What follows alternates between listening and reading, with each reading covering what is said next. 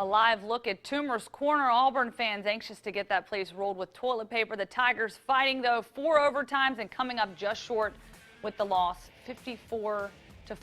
Now, Auburn struggled early in this football game. A lot of drop passes and missed opportunities. But in the second, we saw a more complete offense. But in the end, the defense, they came up short in stopping the Hogs in that marathon that was quadruple overtime. WIT 42 Sports Director Chris Brees breaks it all down for us. Lauren, this was really 3 games wrapped into one. The first 25 minutes, you thought the game was over because Auburn couldn't do anything on offense. In that first quarter alone, total yards, 145-15. It was 14-0, and you thought this is going to be a blowout in Fayetteville. But then at the end of the first half, Auburn got down the field after a nice interception from Chris Frost. It could have been 21-0. They turned right back around, made it 14-7. That was a 14-point swing, and then in the second half, you thought it was all Auburn's game to win. They got 2 touchdowns in that frame, and then they did go into overtime, and in that frame, they simply could not stop Arkansas on offense, and that was the result, 54-46. You know, you try to put yourself in the best position, you know, to make plays. You know, regardless of when we had stops, you know, we just have to be consistent throughout the game. You know, and that's where we're at now, and you know, that's the disappointment of it right now. But you know, like always, you know, you got to get back and keep pushing. You know, you got to do everything you can to learn more and do more. And just put your team in the best position to come out with it. It hurt pretty bad. I know we had plenty of opportunity to win the game at the beginning of the game too. So I mean, it hurts pretty bad, but we just got to move on. It's over now. We started off slow, and it was time to pick it up. You know what I'm saying? You know, Arkansas is a good team, and we can't make too many mistakes, or we would have been, you know what I'm saying, back even more than that. And that's the thing, you know, being able to make sure guys, you know, don't go from this loss with their head down, knowing that we did. We still did play hard. We still made plays, and that should give us confidence. And that's basically just make sure guys keep their head on straight and stay positive about this. Don't beat yourself up about it. And if you want to grasp at straws to be positive here, Sean White, without a doubt, had the best game of his career, 250-plus yards passing. Didn't throw a touchdown, but played well enough to win the game, but the only problem was the drops. Early in the game, they got down 14-0, like I said. Those drops were a big reason why they didn't score early. And then late in the game, Ricardo Lewis couldn't haul it in the 4th overtime, and that was a big reason why Auburn went home to lose. You know, it came down to crunch time, and that's when it really counts. And, you know, it really should never got to that point where we got to overtime like that. But, you know, at the end of the day, you know, we just got to execute. And that's what we didn't do, and that's what I didn't do. And I'm going to come back next week, and make Ole Miss pay for it. I'm going to make Ole Miss feel my pain, because right now I'm hurt. And I wish I could rewind time and go back, but I can't. So I just got to move forward and get better. Yeah, I mean, that's okay. I mean, they made a lot of great plays too. You know, they made a lot of great catches. I mean, it's part of the game. I mean, I'm sure I made some bad throws. So, I mean, you can't really put, you know, you can't say they had too many, you know, whatever. I mean, it was a team thing. You know, we didn't come out on top, and that's just how it worked out. So what's next for this team? Well, they're still searching to make a bowl game. One more SEC win they need. Ole Miss next week, at Texas A&M the week after that, and then they've got Georgia in 3 weeks. So certainly by no means does this team have a bowl locked up. They're searching for answers, and they have yet to play a complete game. That's a big reason why they are searching for those answers, Lauren. All right, thanks, Chris. Alabama, on the other hand, still very much in the hunt for a return trip to the SEC championship game. Right now, they are focused on controlling what they can control, and that is winning each football game 1 week at a time. Chris Rankle back with us now to talk about that offensive line who did not protect their quarterback. Well, a win is a win for the Alabama Crimson Tide as they beat their arch rival Tennessee, but there were times when this Alabama offense, especially the offensive line, did not look very good as Alabama surrenders 5 sacks. Poor Jake Coker was running for his life. And Alabama, heading into the bye week, has a chance to fix things, but they got to figure that out fast as LSU is right on the horizon. You know, we shot ourselves in the foot a couple times, and when we're not all on the same page is when bad things happen. So we just try to eliminate negative plays and keep moving forward. We should have scored a lot more. I mean, I'm not saying Tennessee did a great job. I think we just shoot ourselves in the foot too much, really. You know, it's like we get going, then we, you know, just shoot ourselves in the foot and get us back in those second, third and longs, and it's tough. But you know, I had confidence in our guys the whole time, and I don't know, there was just a feeling we were going to get it done. Sometimes it was just lack of communication, and then some. I mean, like, you know, Cam's chop block, whatever. We hadn't really worked that too much, so we should get those back, but you just got to keep moving forward and learn from it. I mean, I think you can ask a pretty good amount of the team, and they're not even thinking about it this year. Now we're just cherishing the win, and they're ready to relax for a little bit, just get everybody healthy again.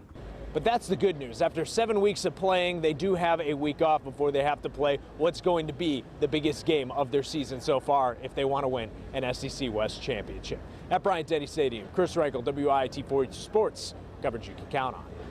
All right, thanks, Chris. Some other scores around the SEC. Vanderbilt defeated Missouri 10-3 to pick up their first SEC win. LSU, they took care of Western Kentucky 48-20, and Ole Miss picks up a big win tonight over Texas A&M 23-3 at home against Oxford. Samford falling to Western Carolina 56-36. Miles College a big win 37-10, and Birmingham Southern falling 21-18. Now over in the FCS, top-ranked Jacksonville State on the road at Austin Peay. All 27 of the Gamecocks points came in the first half behind Eli Jenkins. The defense, though, doing the rest, holding the Governors to just 82 total yards to break a program record. The final score 27-7. So that, folks, is a wrap of Week 8 of the college football season. Time now to take a deep breath, kick back, and enjoy a few moments here. The Crimson Tide didn't waste much time enjoying their victory cigars in the locker room right after the game, a tradition that started back in the 1950s, and for Alabama, it's their 9th consecutive year tasting the kind of victory. The players and coaches all taking part, well, most all. But thanks for spending your Saturday with us here at WIT 42. We'll pack it up, do it all over again next week. The Tide on a bye week. Auburn home against Ole Miss, and it's a big weekend in Birmingham for the 74th playing of the Magic City Classic. We'll see you back here next Friday. For Chris Rankel, Chris Brees, Chris Womack, Nick Goulas, thanks, everybody.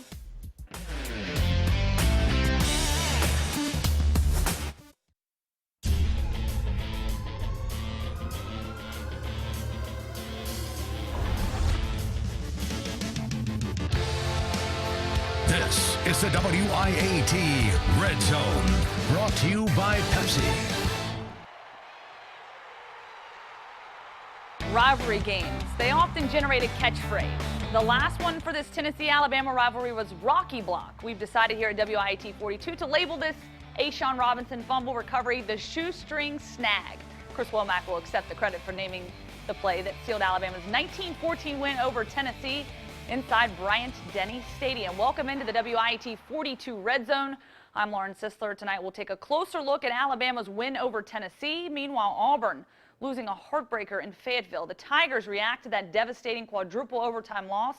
But first, we'll start in Tuscaloosa with the highlights from our CBS Game of the Week. We'll start in the first quarter. Derrick Henry up the gut through several defenders. Watch out, get out of my way. 20-yard touchdown, Bama out to a 7-0 lead. Then we go to the fourth quarter. Bama with the 3-point lead. Jalen Hurd here goes around the end.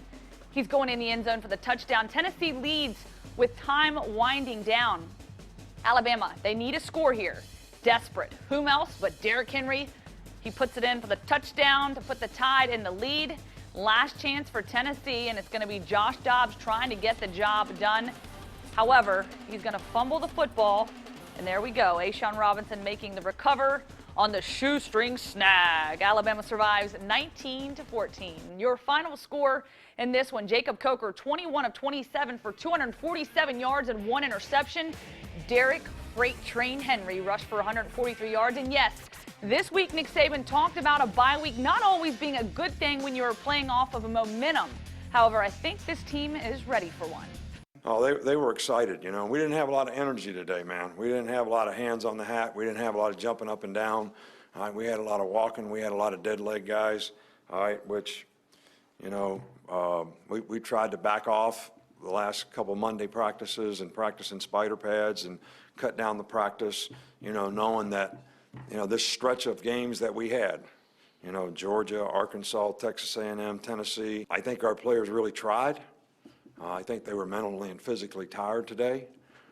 So it says a lot about them to be able to overcome that and compete in the game and do what they had to do to win.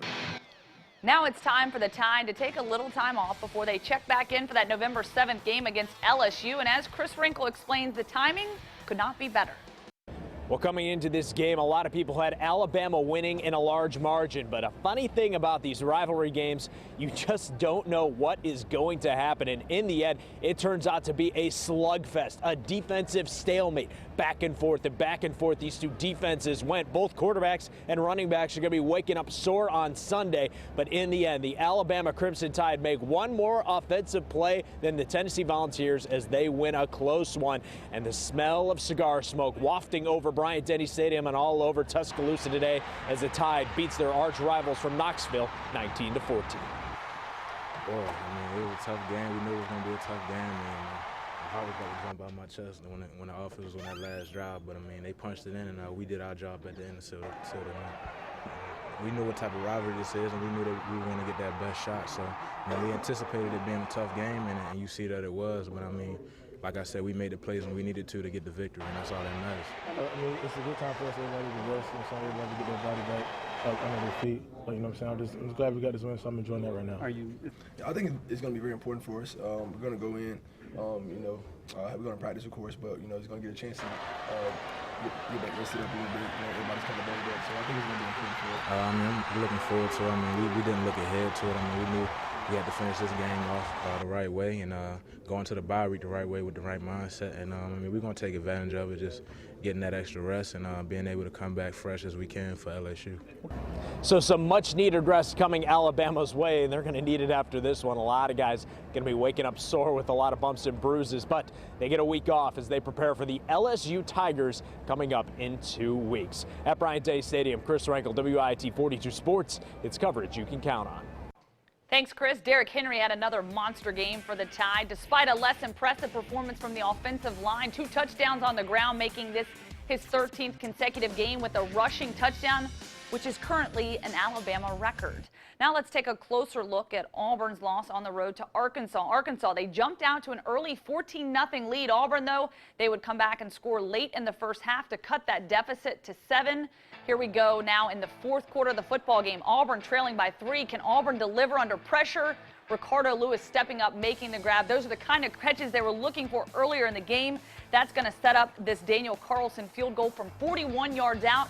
And we're going into overtime. Not 1, not 2, not 3, but 4 overtimes. Let's skip to OT number 3. Peyton Barber in the end zone. The 2-point conversion is good, but then they got Arkansas making the comeback here, the touchdown, and the 2-point conversion to tie it up. Now the 4th overtime, Drew Morgan making the catch 25 yards out, and then Ricardo Lewis cannot step up and get the grab. The Hogs take the win. Your final score 54-46. And that is your final score, folks. Of course, a disappointing loss. Auburn head coach Gus Malzahn after the game. Yeah, we're disappointed we lost. That was a tough one, like I said earlier, but our kids showed a lot of character, a lot of fight. Playing in the SEC on the road is extremely tough, and we didn't get it done at the end when we needed to. You got to give them credit, but our kids fought, and I think everybody saw that. They showed character, and our goal is to keep getting better, and that's going to be our message, and that's what we're going to do. So a team we thought would be fighting to make it back to Atlanta is now desperate to stay above water and would consider a bowl bid to be fortunate at this point in the season. They will need to win 2 of their next 5 games to become bowl eligible. More on that coming up on the other side. And we'll go back to Tuscaloosa, where the smell of cigar smoke fills the air. A victorious night at the Capstone, and now the Tide can kick back, relax, heading into their bye week. We're back in a moment on the WIT 42 Red Zone.